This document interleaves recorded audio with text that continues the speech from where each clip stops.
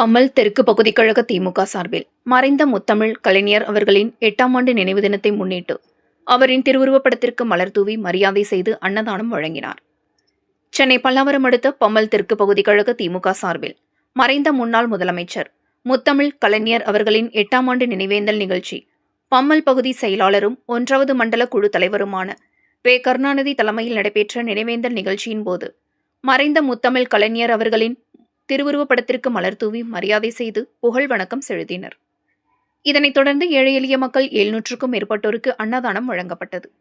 மேலும் இந்நிகழ்ச்சியில் மாமன்ற உறுப்பினர்கள் டெல்லி கல்யாணி, மதினா பேகம், சத்யா மதியழகன், ரம்யா சத்யபிரபு மற்றும் பம்மல் பகுதி கழக நிர்வாகிகள் பேராசிரியர் பிரபு, உண்ணாமலை, பகுதி துணை செயலாளர் துரை இளங்கோ, சுந்தர், ரவிச்சந்திரன், தன்ராஜ், சாலை என்ற சுகுமார், அகிலன், நேதாஜி, மதியழகன், அமிர்தராஜ் உள்பட ஏராளமானோர் கலந்து கொண்டனர்.